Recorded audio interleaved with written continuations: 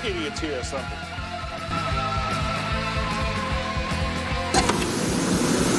Oh, really?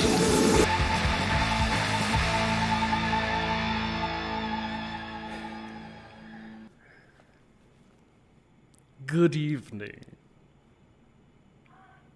Welcome to October. We're covering a bunch of foreign horror films, so hop on the plane and let's go around the world, shall we? This is going to be a fun month. And so everybody knows this was my idea to actually watch some good movies. Okay, so I just want you to know that. Hey, none of the ones we have listed so far are bad. None of the ones we have listed so far are considered bad movies at all. They're not bad movies. The second movie of the month, though, I do have a bit of a warning for people for the next movie we'll be covering. But we're gonna start off with something that I think is fairly popular. I feel like most people have probably seen it, and if you haven't, then what rock have you been living under that you haven't even heard of it? That's right. We're starting our trip around this beautiful marble we live on. We're gonna start in South Korea because it's a popular movie, so why not just start with that one, right? Sometimes. And I will say, South Korea, I've learned since watching this, they put out some great horror movies. They really do. South Korea in general, like their version of Hollywood is puts out some pretty great shit. Yeah, and their action movies too. They got some pretty wild action movies as well. Yeah. They have a lot of crazy movies. Yep. But no, South Korea got popular. Like this movie here. Oh, wrong pipe. This movie here, I think, kind of helped put South Korea on the map for people as far as like movies and shows. That's right. We're talking about Train to Busan. Train to Busan. It came out in 2016, and it was a huge hit. It was a very huge hit. And, yeah, so let's get into it, because, I mean, it's thanks to this anybody knows about Squid Game or Alice in Borderland, any of the shows on Netflix that are based on anime stuff or whatever. You wouldn't know about any of that if this movie hadn't have exploded the way it did, the way I see it. So, Train to Busan. So the director is Yoon Sang-ho, which also, I'm probably going to say names horribly wrong. I am an average white American, and I can't say these names to save my life half the time, so bear with me. I wouldn't even call you average, below average, maybe. But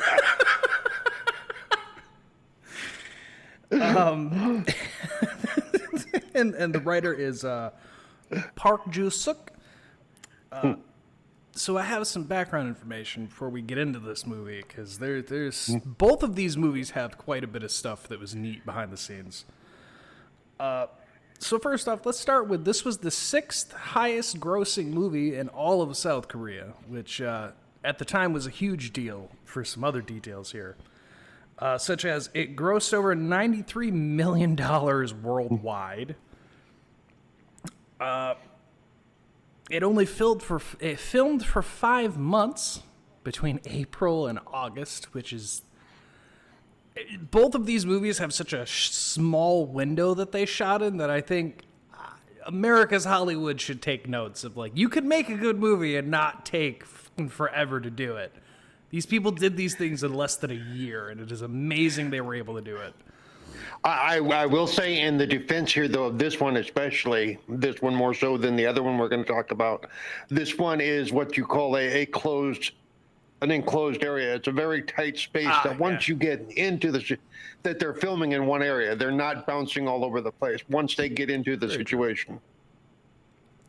This is true. This Train to Busan was the director's first live-action movie, as he had only done animated films before that for South Korea. This was the first time he was put in charge of a live-action film, which, good for him, it became like one of the biggest movies ever. Also, it's the first Korean film to ever hit to ever gross over $1 million in the Singapore box office. So, also, it was the first South Korean film distributed in 4 languages, which I have a complaint on that. Well, just because you couldn't find it in English and you had to read the movie. So here's the thing. I don't mind subtitles because there's definitely movies that we have for this month that don't have a dub, which I'm fine with. I don't hate subtitles. However, when I first watched Train to Busan a few years ago, there was an English version. And in my mind, when I was going to take notes, I'm like, I can just put on the English version and I can just kind of keep up and take notes. That doesn't exist anymore. You can only get the sub versions. Which is weird because the English version is out there. It's just not. It is! I know it is! I've seen it! But, like, nobody carries it now. I don't understand why. It's a little nitpicky thing. It just made my notes hurt. I go the other way. As I've gotten older, even though I like dub versions, I like to watch it in the original because then you get the tone correct. You get the mood there is correct. that. There is that. Dubs tend to not get tone and feelings. Yeah, you know, I grew up watching Bruce Lee and bad Japanese animation dubs. You know. All right, folks. So buckle up, get your ticket Well, punched. I also want to point out that I believe the female lead of or maybe it's the other one. One of the movies, one of the female leads was a K-pop star. That may have been the other one. I think it was this one. I think it was this one. Yeah. Because the other one has some stuff in it where I was like, okay, that's an interesting background. I think this one was the K-pop one. Yeah. You are correct on that one. So get your tickets punched, buckle up, sit down, get ready for this. So Train to Busan. So this movie opens up. We get a, I don't know how you, like, quarantine roadblock. What would you call that? Like a checkpoint? Yeah, it was a checkpoint, and basically they hosed down his truck and stuff, and yeah. Yeah, he's a pig farmer going to, I assume, drop them off at some kind of factory or butcher shop, whatever. But yeah, they spray down his car and he's asking what's going on. They tell him that there's been a small leak at the nearby plant, nothing to be concerned about, just safety precautions, spraying things down, whatever. And it's like, yeah, that's a start to a lot of movies. This isn't going to go well for anybody, is it? Yeah, and from what we can tell, this has actually been going on for a while because he says, you know, are you going to kill my pigs again? So, you know, he's treating it like kill my pigs again, I'll go mad. Yeah. He's treating it like hoof and mouth disease, which they specifically mentioned. So, yeah. Correct. So it's been going on for a while at this point. But apparently the farmer's still oblivious to what's going on. So can you imagine being oblivious to what's going on in the world? Wouldn't that be nice? Wouldn't it be? Only in my dreams, Paul. Only in my dreams. I know. So yeah, he leaves the checkpoint. He's going to do whatever. He fumbles for his phone. He hits a deer. Gets out. He's all just like, "Oh, god damn it." Well, whatever. I have a note about this. Okay. There's no way in hell a Hyundai hits that deer as hard as he did and gets away unscathed. Okay, I'm just. I mean, yes, I will agree that truck was way too not messed up. I mean, he should have been wearing his steering wheel as a necklace. I mean, he nailed that deer going at speed.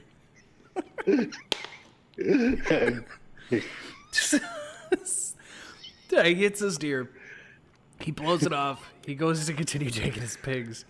And the deer gets up because turns out the deer's actually infected. So the deer gets up and it looks at the camera with its dead white eyes, and we get title card, Train to Busan. It's not going to be a good time. The deer is not even the tip of the iceberg of what this movie's going to do. I do like the fact that this is one of the few zombie movies where they let you know right away that the infection does affect the wildlife. I do appreciate that because there's a lot of them that I don't know. I guess the virus just chooses not to go to anything but humans. They gloss over it. They glossed over it, or just flat out, it only affects humans. Okay, you know. It's like I don't know if that's how a virus works. Like a virus of that nature, I'm not sure that's how that would work. Right. But okay. Yeah. So here we meet our main character. Now, I have his full name here, and for the rest of the time, I pretty much just have his last name, because... Seek Woo? Seek Woo? We're just going to call him Woo. We're just going to call him Woo. Yeah, I just call him Woo the rest of my notes. But yeah, it's S-E-A-K, Woo. So whether that's Seek or Seek, I don't know. I'm not Korean. I've never been... My buddy has. I probably should have asked him, but I'm too stupid and I didn't. I mean, yeah.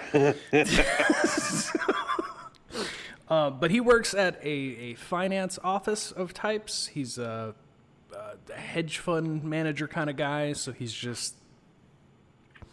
People like him talk to corporations and they make deals. Who can make the most money? What's the stock market doing? Things of that nature, like kind of like balancing companies for whatever, making money. Regardless, doesn't really become important till later, till way later in the movie that they start to kind of piece everything together for you. Yes. But while he's eating Burger King, he gets a phone call. They have a talk about the things that are going on, if they're going to still be able to make their deal. Which then we see. The guy brings up something about, is this going to affect us? And we see that he's looking at a bunch of news articles about fish in the rivers recently have just been dying in mass waves. And he's like, that'll probably be a problem. But you know what? That's a problem for another day. Unfortunately for him, it's a problem for today. Fortunately. So yeah, he looks at all these things. It's threatening his new deal that he's making, so of course he's good. He's a little worried about it. His partner comes in and asks him about, like, hey, is this like, should we be concerned about this? And he's like, no, we have nothing to do with it. It's perfectly fine. We're gonna make this deal. It'll all be fine. Hey, by the way, what are kids into? Because it's my daughter's birthday, and I'm kind of a terrible dad until the end of this movie. So yeah. I don't know what my daughter likes. Oh. Yeah, she's 8, 9, 12, 15, somewhere in there. Yeah, just some little shit. I don't know. So yeah, Woo gets home, and he's on the phone. He's arguing with his ex-wife. Basically, the daughter wants to go see her, but he's busy. She can't go on a train alone. It's a whole thing. Like, if you have divorced parents or you've ever been around it, you understand where this goes. It's just two parents arguing about who wants the best for the kid. No, you don't. No, I do. It's classic argument on that side of things. My parents argued about who would get us, and it was the loser who got us. So, it was... So... No, yeah. You take him. No, you take him. It was, yeah. I've been there. So he's got a gift in his back seat, takes it upstairs. We meet his mother, who just like stay at home, keeps things tidy, watches over his daughter for him.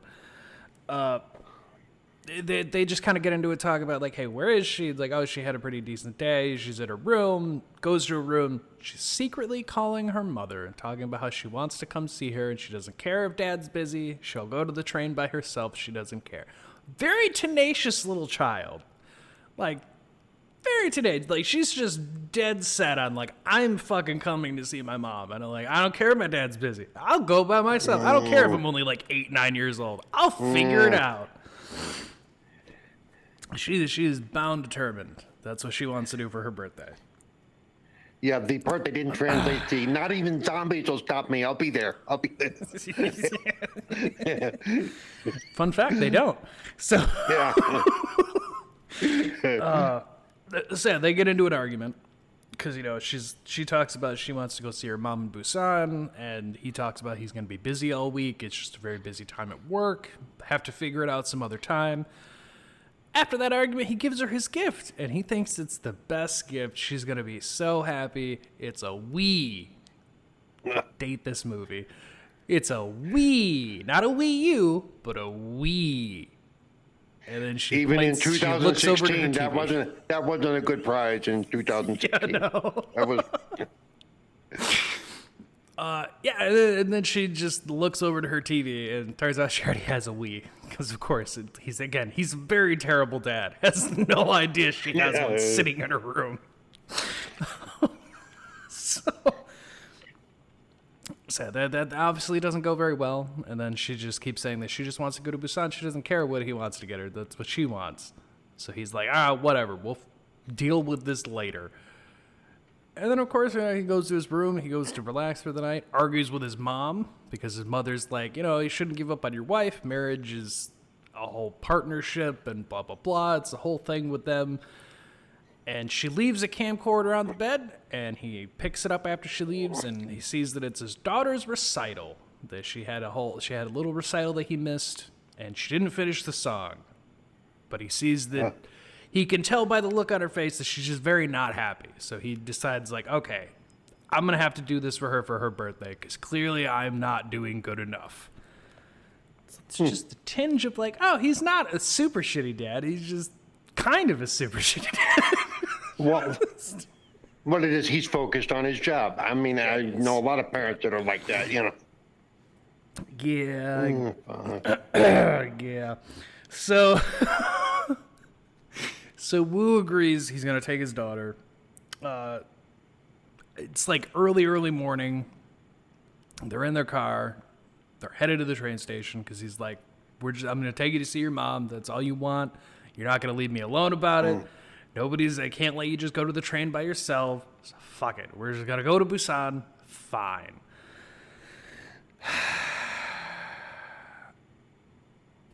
On their way to the train station, everything's fine. And then they almost get T-boned by a bunch of emergency response vehicles. And he's like, that's weird. I wonder what's going on this early. Because I don't even know what time it is at this point. It's still dark, so I assume probably like 4 in the morning, maybe at most. Only because the sun's not out, and it's still very, very well, dark maybe out. it depends on if also, but it depends if it's fall. If it's fall, it's later. I suppose so. But yes, the early train to from Seoul to Busan leaves at 5:09 a.m. So, well, there you go, folks. There you go. Ask me how I know. Did you just look it up? Yeah, I did.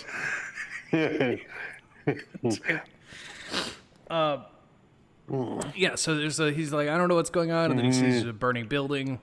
And they have a nice little like scene here where like they're sitting there trying to see what's going on, and there's a bunch of ash just falling around like snow.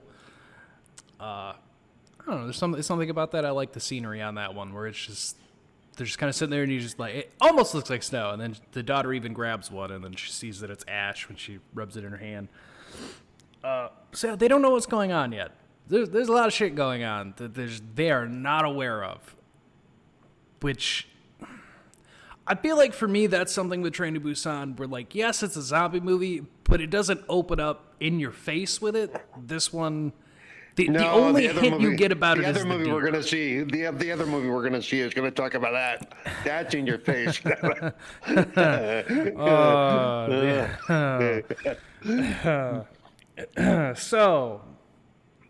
So they get there. They're on the train. They're doing great.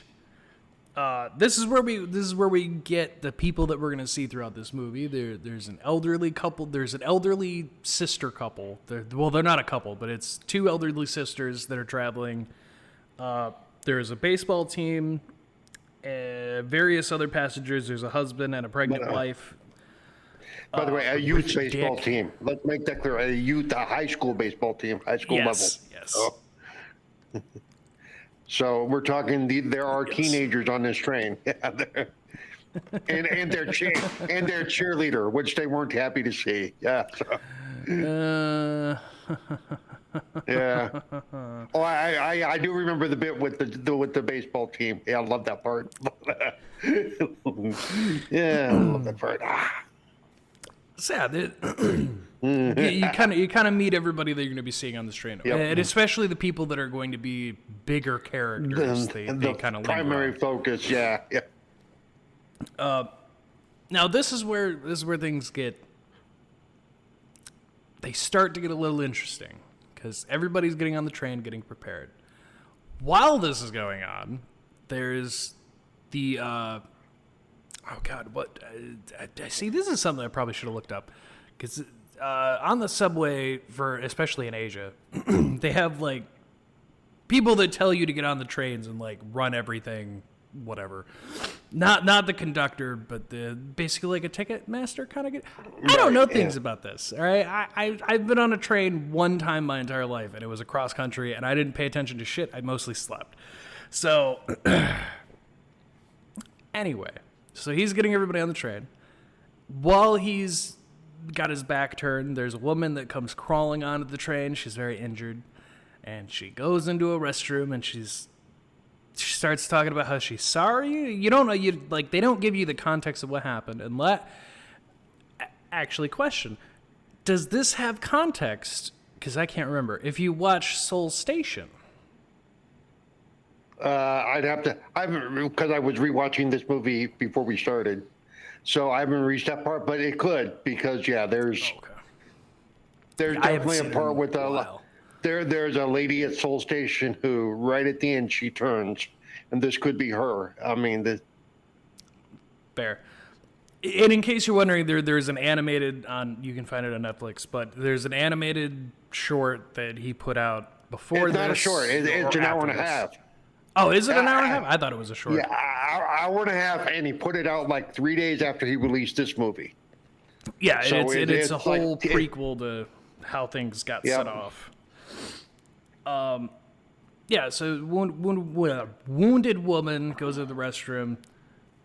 Sue-Ann starts looking out her window, and she notices because the dude who's getting everybody on the train happens to look up the escalator, and he sees all these people standing around doing something, and he's like, that's weird.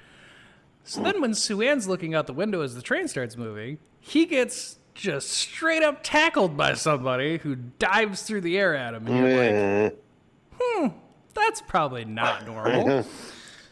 By the way, to kind of correct, that would be a conductor, by the way. The engineer would be up front. He would be a conductor. That goes through the car and goes, ticket please, yeah. So she wants to tell her dad, but her dad's fast asleep because it's early shit in the morning, so he's tired. So he's passed out. And she also has to use the bathroom, so she kind of heads off to do that. While she's doing that, we cut back to the injured woman who's tourniqueting her leg off because she has a bite on her calf. And again, she's sorry. So yes, this answers your question. She is the woman from the end of Seoul Station. All right, I thought so. And apologies to everyone. I could have watched Seoul Station before. I didn't. I ended up watching these two movies we're going to be covering. I didn't get into Seoul Station. I haven't seen it in a while, so forgive me. Go check it out yourself, though. Like, seriously. While that's going on, Sue-Ann, she goes to get into the bathroom, and then she gets told, well, no, you're going to have to, there's a whole thing going on. Because in a different restroom... Because if you've ever been on a train, there's only one bathroom in the whole damn train, apparently. I don't... Well, no, there's multiple bathrooms, and... Yeah, there's multiple bathrooms. There is. Each car usually has a bathroom. But while she's doing that, we get there's a rich. I have him as rich, very slanderous things because I hate him so much. But there's a rich dick who's like, "Hey, there's some dude in the bathroom. I don't think he's supposed to be here." And they're like, "What do you mean?" He's like, "He just seems like he probably shouldn't be on the train. I don't think he paid for a ticket. Thank you." So they open up the bathroom door, and it's just like a homeless dude who's just talking about everyone is dead. Just keeps saying everyone is dead. Nobody understands why, but he just keeps saying everyone is dead.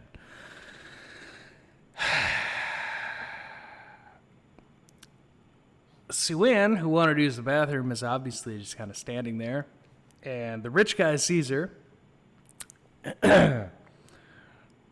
Don't flunk out of school, or you could end up like him. My mom says whoever says that is a bad person. Sounds like she flunked out of school.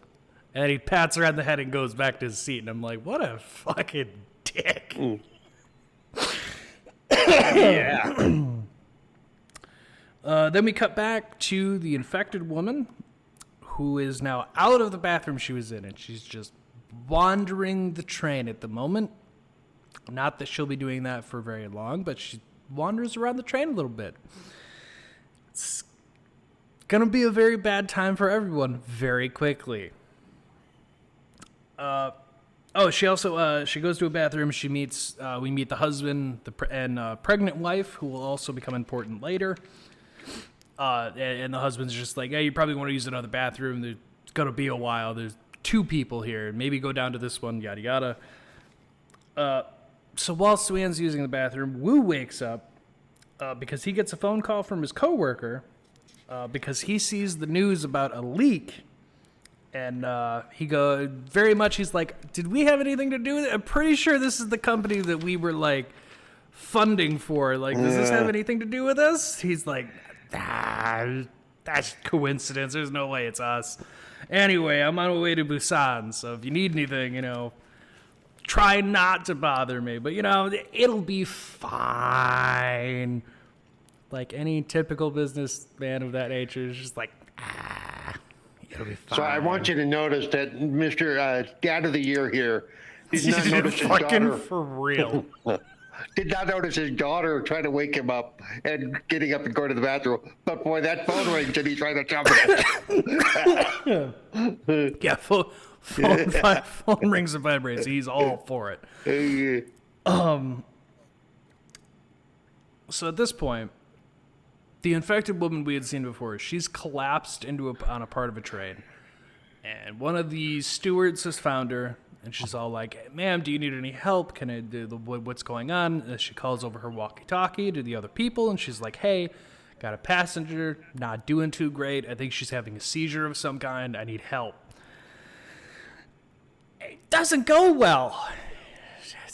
She tried doing the right thing. She tried. You know what she got for that, folks?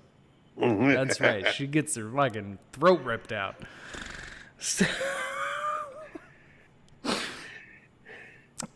This poor woman.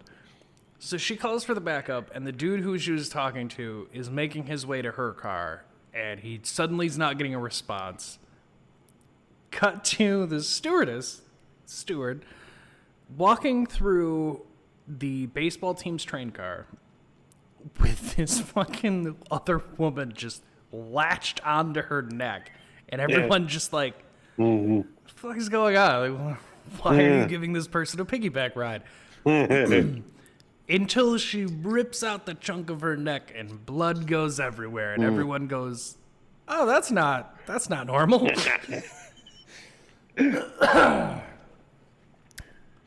Outbreak kicks off because she goes, and then immediately the wounded woman just starts attacking whoever she can see, and the stewardess on the ground starts convulsing and contorting, and she turns. Which, here's the thing, folks. I have said many times on various shows, if I have Walking Dead zombies, I'll survive it a little bit. Like, at least a little bit, because eventually I'm going to run out of shit and I'll probably end up dying anyway. But Walking Dead zombies, easy to handle. I'll have a little bit of fun like it's a zombie movie of my own before I go. It'll be fun. No, these are Z Nation zombies, okay? Yeah, see, that's the thing. I've always said if it came to Left 4 Dead zombies, not even the specials, just the regular ones, where they're fast as shit and they're just super angry. Like, no, like 28 days, Left 4 Dead, I'm done. I'm going out immediately. I'm not even going to bother. Train to Busan zombies. Probably one of the worst fucking zombies I've ever seen. I will kill myself immediately, folks. I'm not going to give it a chance. Yeah. I'm not even I will say, as I'm watching it, because even the lady who was already turned, the initial one, they remember some basic mechanics. They know how to open doors. So this isn't a get behind the door and they'll just bang on the glass. No. Well, I think it depends. Some of them how far gone they are. Yeah. So yeah, while this is going on, Wu goes looking for Suan, and he sees the attacks going on, and he's just like, "Oh, I should probably find my daughter. This looks bad." For context here, it's just everybody fleeing through the train, and just everything behind them is a bloodbath as people are just getting brutally murdered by everything that's infected. Yeah.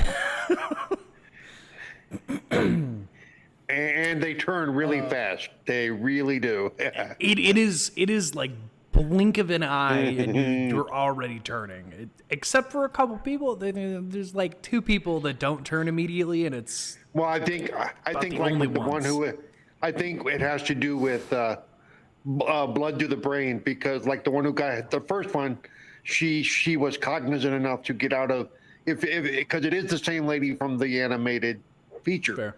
So she was good enough to get out of her room, get down the hall, get to the train, and still be cognitive enough to know what she was doing. And then by the time, we're at this point, Yeah, I like this infection is an interesting one, because it does seem like if you get bit somewhere close to like the head area, like anybody who gets bit on the neck turns immediately. But people who are bit on the leg or the hand, they have at least limbs, like a minute or 2 before you turn. So that is an interesting thing. Like, it depends on where you're bit of how fast you turn, kind of thing. But yeah, so Suan gets out of the bathroom. Everyone's running away and fleeing and screaming, and she doesn't know what's going on. She runs into the pregnant wife from earlier and the husband there, and they're like, "Well, you're just a kid, so like, come with us. Like, we'll help you get the fuck away from whatever the hell's going on here. Like, you're just a kid." Again, while this is all going on, there's just absolute chaos going on this train. Like, people are getting murdered left and right, while you have this innocent little story of like pregnant wife, husband, like, "Yeah, little girl, come on, we'll keep you safe." Meanwhile, everyone's dying like 3 feet away from you. If you're wondering why I'm looking away, I'm at the frenzy part on the train right now. Yeah. Gotcha. And boy, they are turning quick. I mean, it's instant. Yeah, they turn so quick. They get to a car further down. They start shutting doors. I kind of like sealing doors off, just to basically, like, anything beyond this point is just fucked. At least here we know everyone's okay. Yes. Jesus. Wu points out that they seem to be looking directly at them through the door, so he's like, "I think they only attack what they can see." So the pregnant wife starts splashing water on the door, and then they put a bunch of newspaper on it, and that works, because the infected immediately just, like, give up. They don't keep pounding on the door, they don't keep chasing. That is where these infected, I think, are more interesting to me, is because I'm used to zombies either going by hearing or maybe even smell. But, like, these zombies are just straight up, like, they only, like, seem to see the thing. Like, they do hear, but they seem to rely more on sight, which is an interesting little, like, twist for the zombie. They're the T-Rex of zombies. Basically. They do show later that they will go after noise if they don't see anything. But it seems like they rely heavily on sight, which is just a weird little the noise gives them a general direction, and then from there it's an interesting little thing that they do here. Anyway, so that seems to work. So they all get to hide for the moment. This is where once again, rich asshole. He calls the conductor, and he tries getting him to just like, hey, you got to stop. There's a bunch of things going on. So the conductor makes an announcement. He's like, hey, so by the way, folks, I don't know if you know what's going on outside of the train, but like, we're not allowed to stop. There's going to actually be no stopping for a couple stops because things are not good. So everyone's going to have to just buckle up and bear with me because we're being told we're not allowed to stop. Okay, that tells me which train they're on. They're on the 5-hour trip, not the 2-hour trip, or the 3-hour trip. So, and then we get a little sad moment because Wu ends up getting a call from his mother, and because these people are on the train, it should be noted, and I guess kind of obvious at this point. But, like, they have no idea that this infection is just running wild, that this has started to happen. Mm-hmm. So for him, getting the call from his mother, and then it's the mom talking about people are attacking each other, I don't know what's going on. And then he notices that she's breathing weird. She sounds a little weird. Yeah. And, of course, mom got bit. So mom is slowly turning. Which...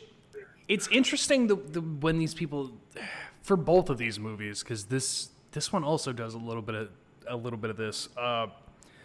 But before this whole trip, she had talked about fixing things with your wife because it's a marriage, blah blah blah. Except when she's turning here, because as she's turning, she straight up just calls her an evil bitch, and that she can't believe that he would even attempt to go see that woman. And it's like, damn. I guess if I know I'm dying, I may as well be honest, right? Yeah. I never liked the bitch anyway. Jesus, man.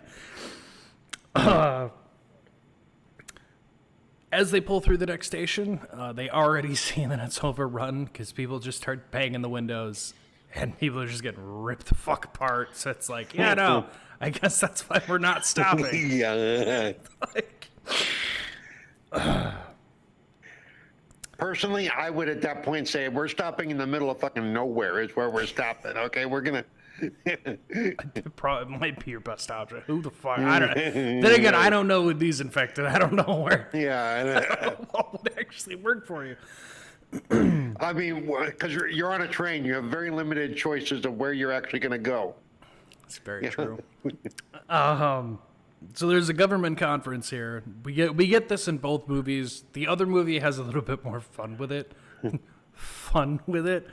But basically it's just a classic, like everything is under control, everything's fine, everyone's panicking for no reason. Classic. So, as we get, while this is going on, we get videos and shots of the cities and just the chaos that's going on in the streets in general. There's just, they're looking at YouTube, Facebook things of all these people posting, like, look at these crazy people on the streets, blah, blah, blah. What a fun time. Yeah, I bet you makes you miss the good days of Godzilla, doesn't it? Yeah.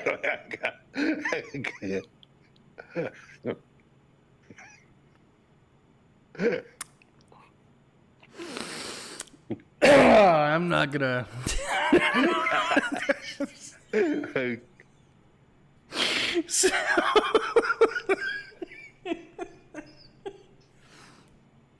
So Sue-Ann has a hard talk with her father, because she's being super nice.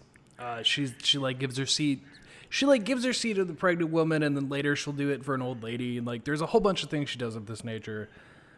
But because she's so nice, her dad's like, look, in a situation like this, you gotta look out for yourself, because everybody's only going to look out for themselves. And she's like, so I can't be a good person then? He's like, no, it's not that you can't be a good person. It's just, this is a very dangerous time, and you got to be very careful with who you're nice to.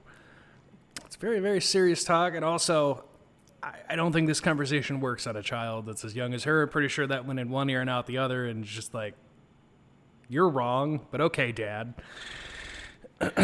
Which is exactly what happened. I would have thought you saw that lady that was. You saw that lady who was nice earlier, and now she's trying to eat people. So I mean, Yeah. So.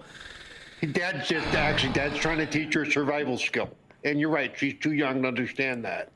Just very much. Yes. We get another announcement that the next station is military controlled, and that's where they will be stopping, and everyone will be taken off the train. It's fine. They've got it under control. We just have to get to the next stop, and we're good. Yeah, about that. About that. This is where the rich asshole, he makes a call, and Wu overhears him, because he calls about, like, because we find out basically this dude is the owner of the trains, so he's calling ahead to be like, hey, is this true? Is the military actually there? And it's like a whole thing.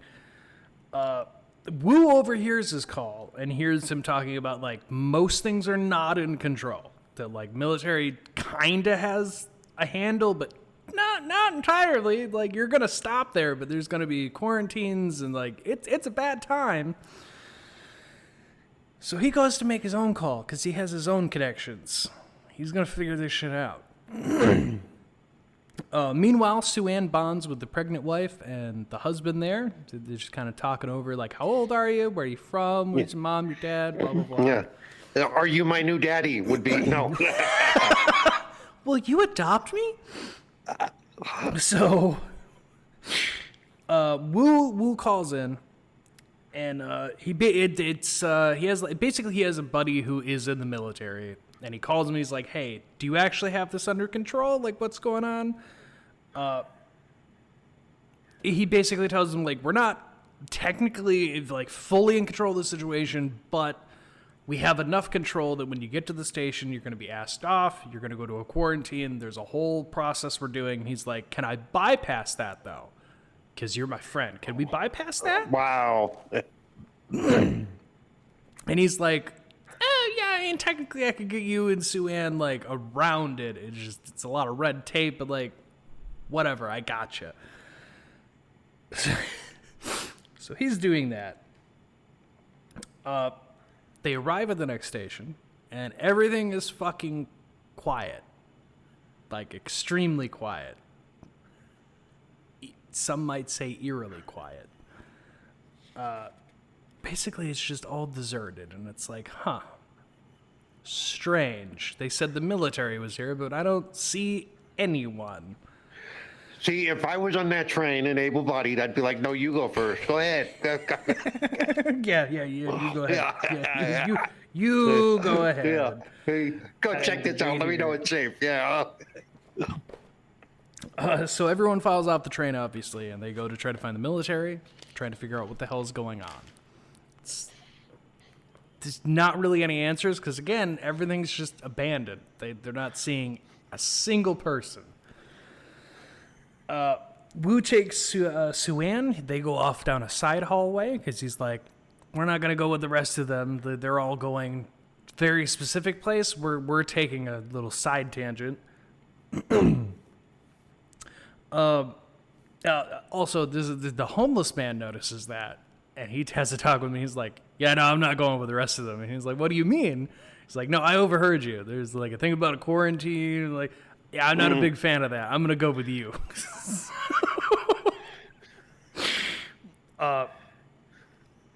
We cut over to the other passengers. Now, as they're going down the escalator, they happen to notice some riot shields and other various things, all covered in blood, just kind of sitting on the side. And it's like, that's probably not a good sign, right? That's probably bad. Again, the smart person would go, I'm going to go get back on the train. That's what they should have done, because these poor bastards, they just get sent down. They're just on a conveyor belt to feed zombies at this point, because they start getting to the bottom and they see the military guys and they think, oh, there they are. Like, okay, we got this.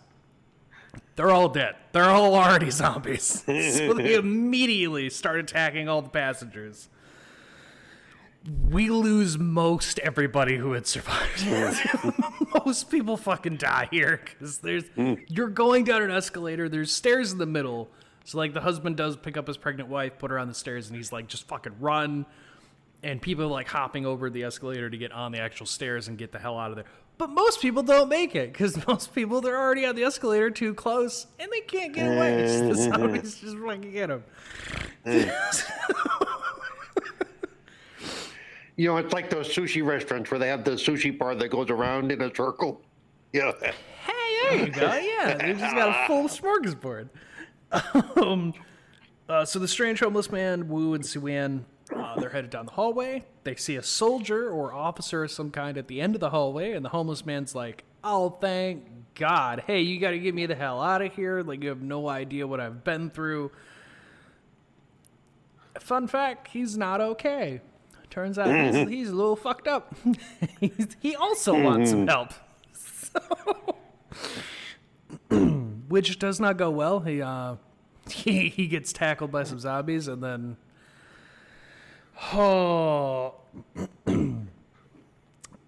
before he gets tackled by the zombie, though, we get this very quick. Wu makes a call back to his contact that he had, and immediately he hears him say, "What's going on at the station? I haven't been able to get a hold of my men." And it's just, yeah. So, like, every single person's a fucking zombie now, so they're fucked. Yeah. Suan got left at the beginning of the hallway because basically Wu was like, I'll go talk to the guy, figure out where we gotta go, and then I'll come get you. Obviously, that's not what happened. But luckily for her, instead of the zombie getting her, because the zombie starts to go for her, she gets saved by the husband, who fucking just elbow checks the zombie in the fucking face. And he's like, go with my wife. Go. So yeah, the pregnant wife and husband, they take Suan. They get her back towards the train. Everybody starts running for the train because it's the only thing that they can do. It's not like you can go anywhere else.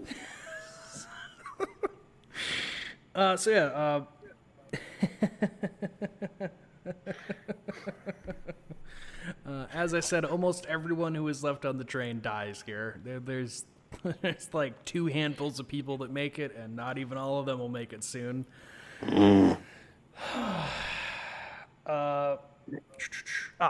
So everybody runs to the train. We get this entire thing of like they're trying to hold back glass doors. Most of the people go back to the train. They get the train started. Zombies start breaking out of the the windows in the hallway and start smashing onto the train. And you've still got some people who haven't even gotten back on the train yet. Most people get to, I have it noted here, most people get into car 15, like the mass majority of people who got back to the train. They start the train, they start going. We see, it's like pregnant wife, one of the older sisters, Suan. God, was there one more person in that one?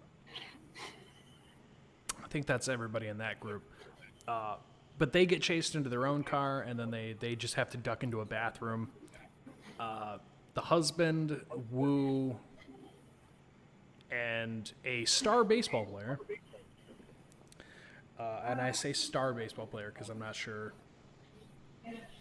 what he would be on the team, but he was very popular.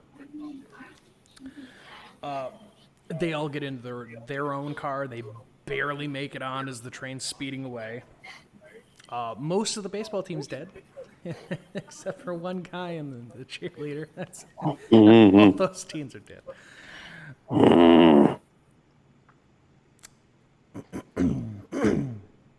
So while they're all trying to reassess on the train, the husband, Wu, and the star player there, they get a call from Suan and the pregnant wife, and it's like, hey, we're trapped in this car. We need you to come get us. We can't get out of the bathroom. There's a ton of infected.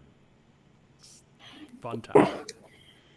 And you want us to do what? Yeah, you want you to come get us. Come get us. Yeah. No, at that Yeah. point, I'd be like, it was fun knowing you, and I wish I got to Yeah. know our child, but you're dead. You're dead. Yeah. There's no way I'm going to be able to get there. I'm Have you young. seen I'll these fucking things? Yeah. I'm young. I'll remarry. We'll make another one. Whatever. but I know So to pay attention to dark. the next one.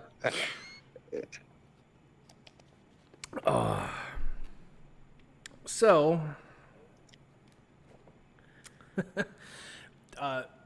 they're in car 13, and they have to reach car 9. Or no, they're in car 9. They have to reach 13. So they did, like, even the husband's like, it's only 4 cars. How bad could that be? Until they look through the door and they're like, there's a lot of infected in every car between us and them. That's a problem. But they prepare. They get like tape on the arms. They do like grip tape on the arms. They like get a baseball bat. They get a little like shield that they had picked up when they were running onto the train. They're decking themselves out to try to get to everyone, which somehow this works. Just want to point out, somehow this works and no one gets bit or dies at any point. Any other movie, one of these motherfuckers was getting bit while they were doing this. But yeah, things go fine. Like they're kind of just bashing their way through and getting through the cars until they get to the baseball car. Because now all the baseball team's there. So Star Player freezes up like a deer in the headlights because it's all his friends. And this is where everyone else almost dies. Because the other two get overrun and he's just standing there like an idiot. But it's okay. Because, they get they get saved. And you may be saying, how do they get saved? Does the Star Player do something? No, they go into a tunnel. And remember how we said the infected had, like, see things that they're attacking. So the minute they go in the tunnel, the infected just stand there. They don't know what to do because they don't see anything. They didn't see where they went, which, the way they've set it up, that makes sense. Yeah. So they end up using the tunnel to try to, like, sneak past everything and make noises to move past and whatnot. They find the bathroom and they see that it has twice the amount of infected than what they've been dealing with. So they're like, I don't think our plan that we've had before is going to work here. So they wait for a tunnel. They get 2 phones. Wu and I believe the husband.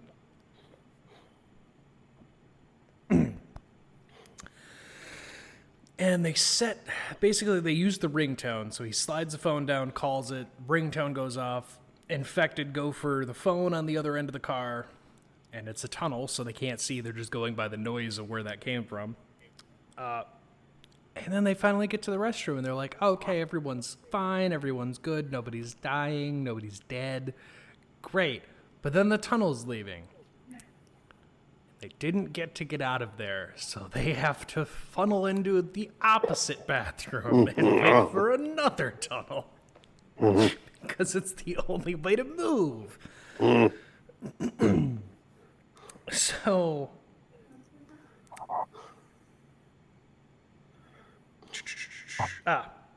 this is where we get a look at the car up front, car 15. And we see that everybody's just kind of like, yeah, thank God we made it. Except cheerleader comes over and she says that she got a text from her little crush, the star baseball player boy there. But she got a text that they're alive and they're headed to them from car 13 and that they'll be here. They only got 2 car lengths. They'll be fine. They're going to be coming. We got to let them in because they're all safe. And the rich asshole says, no fucking way we're letting them in because we don't know if they're infected or not. They could be. We don't know. Fuck them.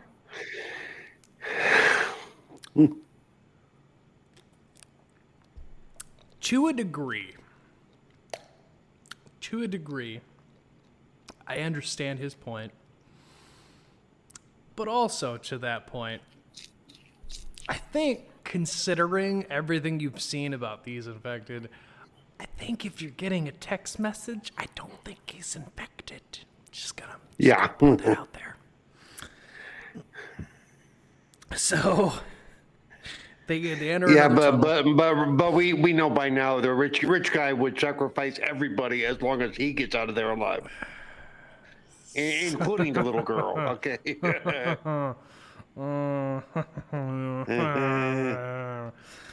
So train enters another tunnel, and even though it's in a tunnel, there's still too many infected. They can't get past them. So they're like, what are we going to do?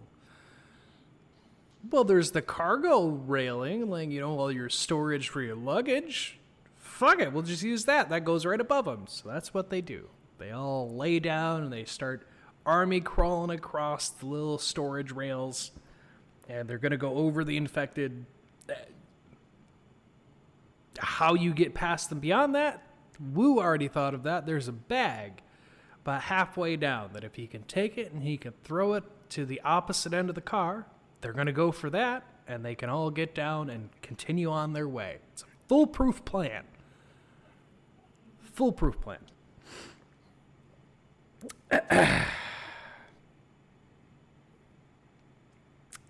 Does not go according to plan. He throws the bag, the infected go for it. Everyone starts getting off the rails so that they can continue moving on.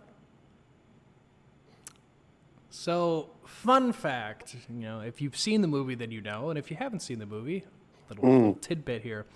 The homeless guy has a bum leg, so when he tries getting off the rail, he slips and falls because his leg gives out, which is like, yeah, unfortunately, that kind of saw that coming.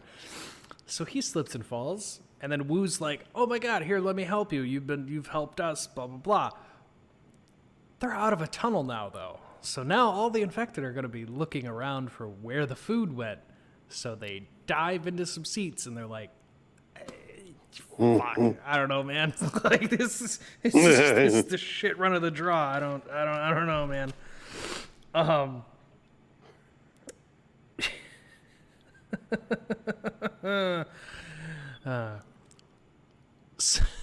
So Wu's looking at the homeless guy, and he's like, we're going to have to just run for it so we can shut the door, and it'll seal them off, and we can just get the fuck out of here.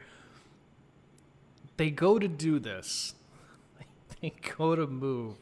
This poor homeless man he steps on a fucking can that's like right in front of him. So just immediately, it's like, all right, and we just gotta, oh, fuck me. They just have to run for it. And they narrowly make it in. They barely make it in. They get the door shut. They get the door locked. And then they're like, all right, now we just have to get into car 15 and everything's fine. That's the end goal. We're safe. Except that everyone in that car has tied the door shut because they don't trust anyone or thing. So they took like all their overshirts, and sweatshirts, things like that, tied them all together, and they tied the door shut. So, like, everyone on the other side is fucked now. This is where we get like a whole fight, because obviously the cheerleader, she wants very specific person to come through that door who texted her and said he was on his way. Also, just in general, because like the other elderly sister, they got separated when everybody was getting on the train, so she sees her sister through the door, and it's basically cheerleader, older woman, and really that's like it. That are just like, we need to open up the door. We gotta let them through because like we know those people. They're clearly not infected. Them versus everyone else in the car, because everyone else is like, yeah, no, fuck them. They might be infected. They could even just let infected in. Like, no, that door's shut. That door's gonna stay shut. I don't fucking care.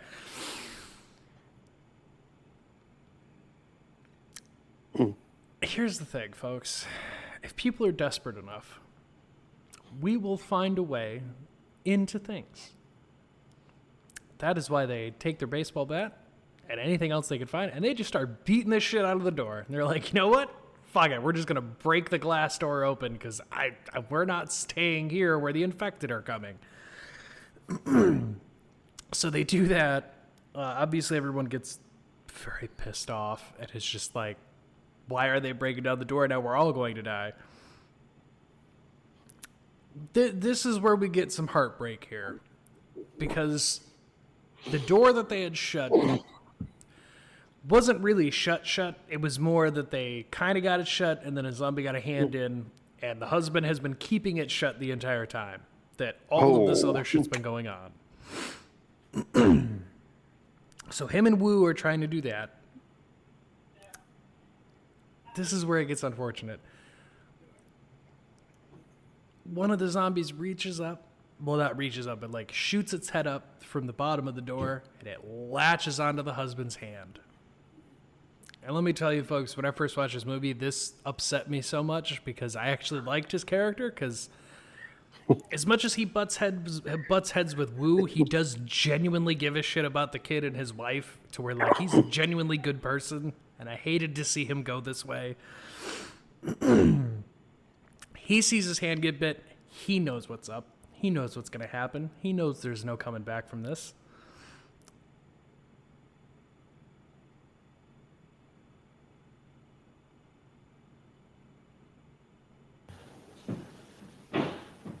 Yeah. You okay? Yeah, I had to reset up myself, and I had muted my mic, so that's all. Okay. Yeah, he looks at Wu, tells Wu, like, hey, take care of my wife, take care of my daughter, like, take care of your daughter, take care of my wife, get everyone into that other car. Yeah, and he just straight up sacrifices himself. He holds him back like the linebacker that he is.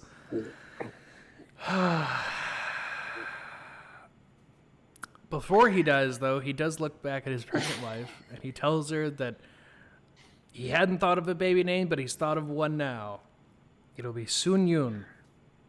And then the glass door breaks, and it's just him holding them back while everyone gets into the other car, and they shut doors, do their thing.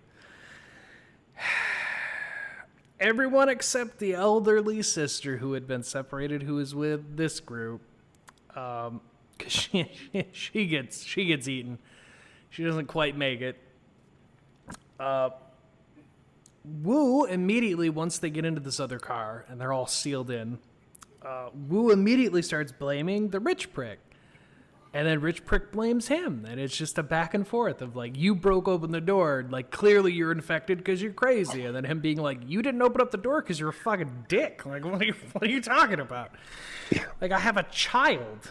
What do you mean? Yep. For my notes, personally, I just had in here, I don't handle things like that very well. I'm very bad in situations like this. I can get myself in trouble. I'm not a confrontational person of like, I'll go out of my way to be confrontational. But however, in this situation, I would be throwing hands so fucking quick and like, you're a piece of shit. Fuck you, dude.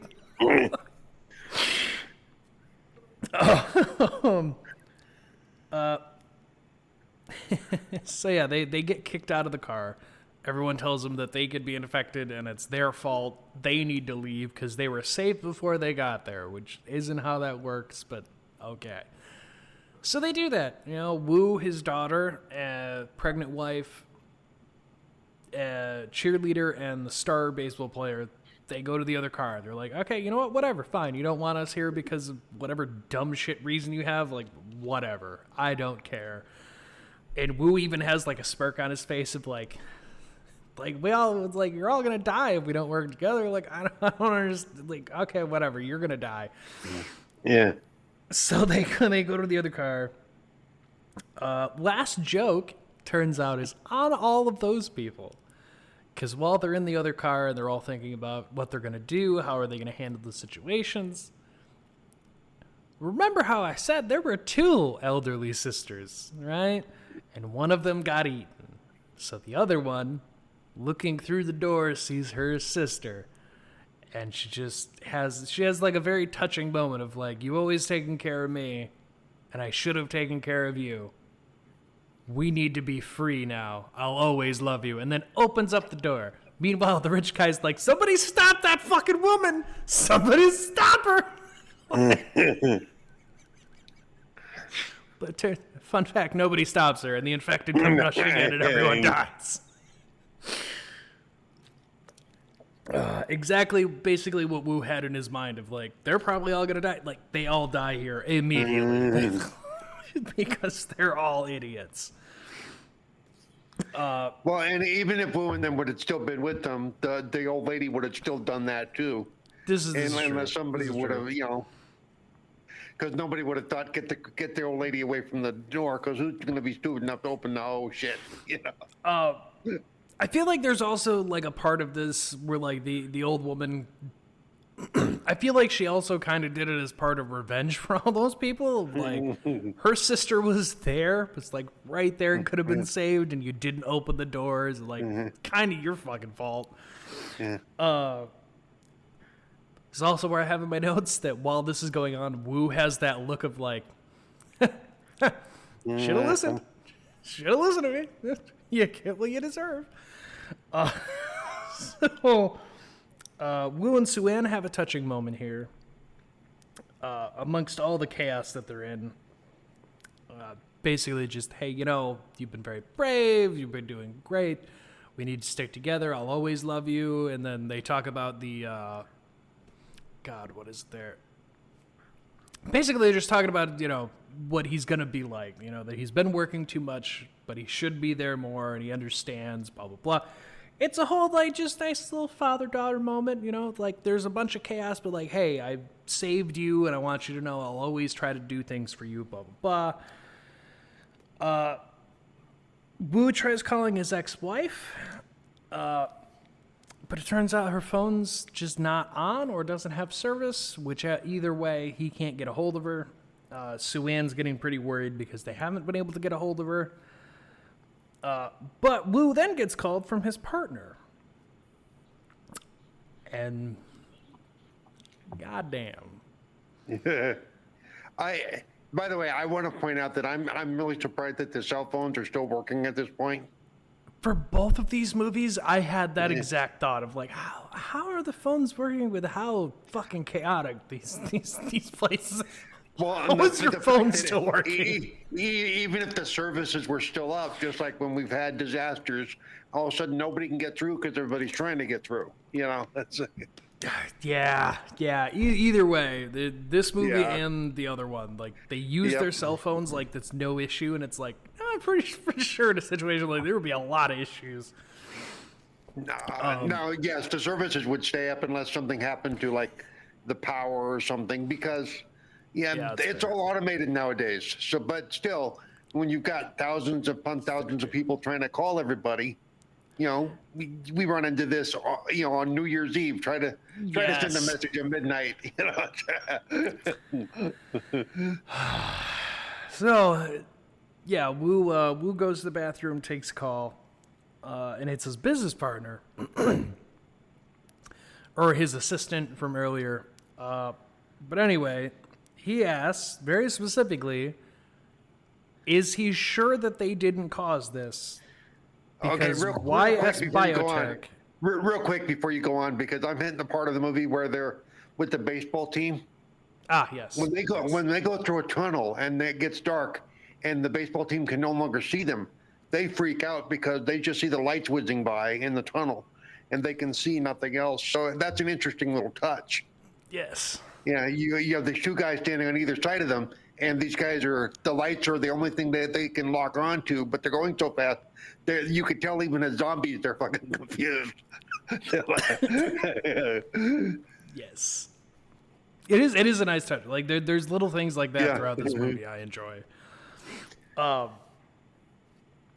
he says that it's YS Biotech that was the cause of the current pandemic going on, and that was the business partner they were working with to make this huge deal. Deals Wu, off. yeah. Wu basically has had a heart change at this point with everything that's gone on. He's not so much just all businessman now. He very much tells me, he's like, no, it's not your fault. It's not our fault. It's not your fault. We didn't work at the company, so it's not us who did anything. We just run the funds and we help manage things, sure. But we didn't cause the leak, so you shouldn't feel guilty because it had nothing to do with us. Which, in Wu's defense, like, yeah. Like, are they the people who are funding the companies? It seems that way, yes. Did they personally have anything to do with the leak going on? There's nothing to imply that they personally did it. Well, no, and also, yes, they're. Well, no, they were working on a deal on funding. Doesn't mean they were doing all the previous funding. Correct. So yeah, it could mean that. Well, hey, we didn't know. We had no idea, And if we, we did our research, but they're not going to say we're working on a zombie virus. It's like, Yeah. Like nobody's going to tell you that they're doing something like that. That's like a military grade secret room in the back somewhere. Yeah, that's the equivalent of Dr. Hammond. I've decided not to back your park. So. Very true.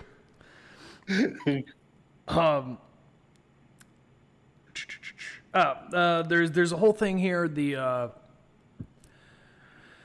conductor, they've been calling up the various it's like the military lines and the different stations, trying to figure out where they could go, where they can stop. Basically, we had found out that Busan is the only one that doesn't have an issue. So he's like, we're just going to do our best to go straight on to Busan. Hopefully that's enough to just get us there. We won't run into too many issues. They say that they've got that held down. That's just where we're going to go. That was something I forgot to mention earlier. I want you to consider that, though. So basically, there's no trouble in Busan, but we've got a trainload of trouble with us. So we'll take it into town, and those doors are going to automatically open when we stop. Okay, well, yes. It's going to be a bad time. It's going to be a bad time. Unfortunately for all of them, as much as they think that they've got they've got things figured out, train stops due to collision on the tracks. So they can't continue on to Busan now. Now they have to stop. The conductor advises that they either A, wait for rescue, which may or may not come at all, or option B, they get on a train on the far left track and they continue on because that track is clear. Take your pick. He's going to go get the train. If you want to stay away for rescue, that's on you. Or come with him to the other train. Your choice. So, this is also, unfortunately, where we see the rich dick and the yes man steward who is backing him up on everything that had been going on. Both of them fucking survived their train car getting invaded because of course they did. These little fucking rats. And they're just hiding in a restroom. And then they hear the announcement. So the rich man's like, oh, well, I guess we're going to have to get out of here somehow. I don't know how we're going to do that. Cough, cough. So everyone else starts disembarking on the train. They're like, we have to go get on the other train. He said it was going to be on the far left track. It's the only option we've got.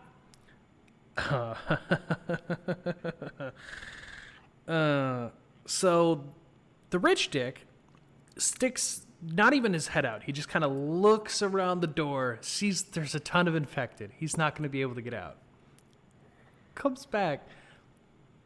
The pause this man has as the steward looks at him, he's like, is the coast clear? Is it safe? Yeah. Uh-huh. Yeah. Yep, it's totally safe. So, of course, just immediately throws this man at the infected and is like, I'm getting the fuck out of here. He immediately runs for it. This poor dude. While this is going on, the conductor has found another train, and he's started it up, and he's going. While he's headed down the track, though, he notices smoke, and there's another train coming down the track that is on fire. Like, it's the Ghost Rider train. So it ends up crashing, and shall we say, makes things more interesting for the people that are still alive. Cut to Star Player and the cheerleader. They're almost to the other side. But with the crash, it ends up cuts another train in their path, so they have to double back. And they're like, well, now how the hell are we going to get over to the left side? They're like, you know what? We'll cut through this train. That'll be fine. Yeah, Fun right. fact, it would have been fine. It would have been perfectly fine. Except that while they are trying to... They took like a device that's supposed to break open the door, like glass, because they couldn't get it open. While they're doing that, the fucking rich asshole comes running out from another train with a bunch of infected chasing him because he's a fucking dick. Not only does this man lead them directly to these two, but he purposely takes the cheerleader and just throws her at the infected and is like, take her, I don't care. Like I said, yeah. So she gets bit. Star Player, he's like, hell no, that's my girl. So he saves her. Not really, she's already bit, so he knows what's going to happen. And he just sacrifices himself. This is a moment where I'm just like, kid, there are so many more fish in the sea. You're like, what, maybe 17, maybe 16? There are so many more years ahead of you, sir. Don't throw it all the way on this woman. But he does. He just holds her while she turns, and he cries about it, and then she kills him. It's like, that. To be young again. I don't want to be, but to be young again. So yeah, they're both dead now. Woo Soo-in and pregnant wife and homeless guy, when the train crashed, they got trapped underneath another train that is slowly tipping on top of them. Super fun time. Because even better, not only could you maybe get crushed by a train, there's also filled with infected. So, like, worst case scenario, you're going to get crushed to death. Or you're going to get eaten by zombies. Neither one's a great death. I wouldn't want either one. And either way, you're going to die in turn, because we've seen from the reaction of the deer that even if they don't die from being bitten, they're going to turn anyway. Yeah. Which brings that's a whole nother issue that this movie really didn't explore, you know? Oh, that if you die, you just turn anyway? Yeah. It seems like that was kind of what was implied with that deer. I agree. Yeah. Yeah, so they're all trapped. The glass is starting to crack and break. Woo's trying to find a way for them to get out from underneath this train before that glass breaks, because that's going to be a bad time for everybody. He finds a way out. He gets out. Train ends up getting shifted. Causes the thing to fall, so he can't get his daughter or the pregnant wife out. Cut over to a rich guy who is still trying to flee, but he sees the conductor in his train, and he's like, I found the train that's getting me the hell out of here. All right. Trips and falls because he's a jackass. I hate this man so much. He sacrifices so many people just to be an asshole. Because the conductor leaves the train to come get him, to be a nice guy and be like, come on, we got to get on the train. Come on, get up. Rich guy immediately is like, okay, great. You have fun with them. I'm going to go to the train, and just leaves the man to get mauled by the infected that were chasing him. Back at those who were trapped, Wu's almost got things cleared out so he can get his daughter out, and then pregnant wife, if she happens to still be alive. I don't think that's his top priority, but maybe it is. Maybe he's actually taking advice from the dude who sacrificed himself to save him. Who knows? Regardless, the glass breaks. It's a bad time. Homeless guy makes the ultimate sacrifice for everybody and holds them off so that Sue-Ann and the pregnant wife can get out from underneath the train and they can go and be safe. And then the train collapses, all the windows break, train collapses. He made the ultimate sacrifice for them. Good for him. But they see the train and they're like, we've got it. We've got our way out of here. We just fucking run for it.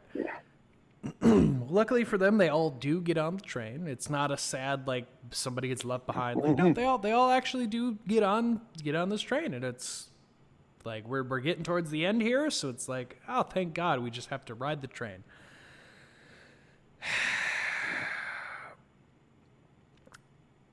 So the rich dick, turns out he got bit. Either he got bit at some point, or maybe he died of a fucking heart attack. Who fucking knows? But they go to into the like conductor booth of the train, whatever, and he's there, but he's fully infected. He's not fully. I guess I can't say fully because he's still kind of cognitive. But he's acting like he's a small child, talking about like, I don't feel well. I need my mom. This is my address. Please make sure that you get me home to my mom. And that's when Wu tells him like, I don't know how to tell you this, but you're infected. Whoa! And then he turns. Like it was like that was the thing that he needed. but then he turns, he attacks. Wu wraps a chain around himself and then flings him off the train after almost many things happen here. Most importantly, I have to mention, before he flings him off with the chain, the rich guy almost gets Sue-Ann. So Wu stops him, but he makes the mistake of covering his mouth with his hand. Oh, so yeah, rich don't man do that. Bites Wu. This is where he then wraps the chain, throws rich guy off. Wu's bit. He knows what's going to happen. So he very quickly gets Sue-Ann and the pregnant wife. He takes them into the conductor, like the little engine area. And he tells them like, everything's all set. This is the brake. You're going to want to pull that when you get closer to Busan and you can get help. I need you to take care of my daughter for me. If you can, find my wife in Busan. And then he has a little heart-to-heart with Sue-Ann, who probably break your heart. I'm going to tell you, folks, this ending will probably break your heart. Because it's the daughter crying her fucking eyes out because she knows what's about to happen. Dad goes out, goes to the very back of the train, and we get like we get to see what seems to happen to the infected when they turn, which it seems that you just have like moments flash before your eyes. For him specifically, he remembers the day his daughter was born and how happy it made him and how special she is to him and how he feels about her.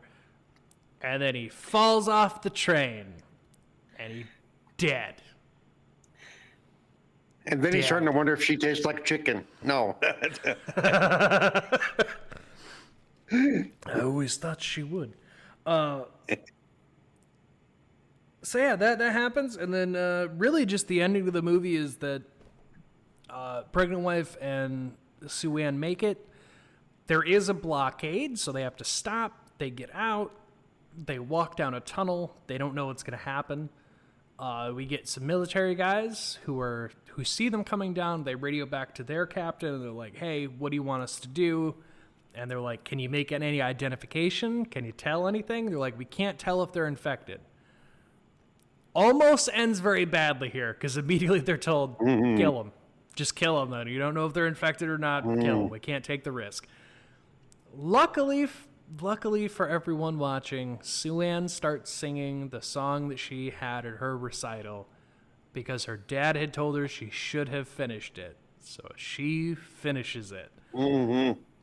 But because she does that, it tells them they're not infected, and it's a happy ending of they get saved. And that's literally the end. They get picked up by the military, and that's it. Which, there is a sequel to this called Peninsula, so things did not go well after that. But at least those two seem to be okay. By the way, you'll notice in a lot of these foreign films that we're going to talk about, including this one, it's not always about the happy ending. It really isn't. It's more about the story. It's like old school science fiction was the same way.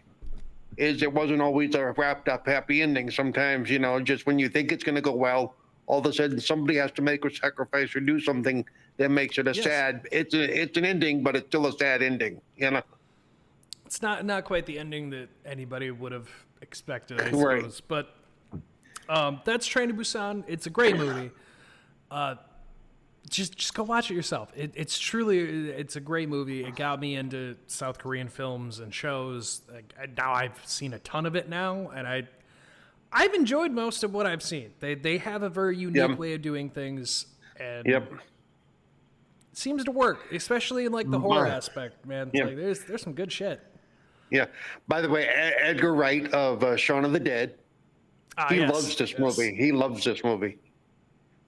Yes. And you can see some of this in his work. Yeah. Yeah. But yeah, so that was the movie, and this is the start to our Oddtober. I hope you're finding it enjoyable. I hope you're enjoying your days. If you'd be so, I don't know, kind, modest, maybe, you can give us a like or a comment, subscribe. You can go follow at CerebralPaul1 if you'd be so inclined. On the Twitter. And also follow me on Twitch and YouTube. I'm putting up my own content on YouTube if I get off my ass and record it for 31 days of Halloween.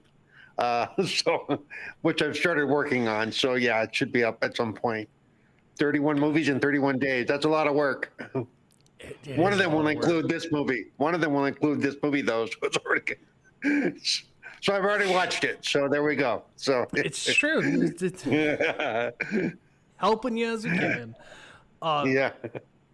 Also follow us at Oddcast N. You can follow me if you want to at Jokey Pants Games on Twitter. Jokey's Gaming Void, the second channel. Go check that out. We got stuff going there. But yeah, stay spooky, stay freaky, stay odd. Get down with your bad selves. It's Oddtober. It's the time of year where you can just be yourself, do whatever. Who gives a shit? But more importantly, always remember the rules, folks. You don't go into water. Don't bring things back from the dead. Never betray the puppets. Don't ask a witch for revenge.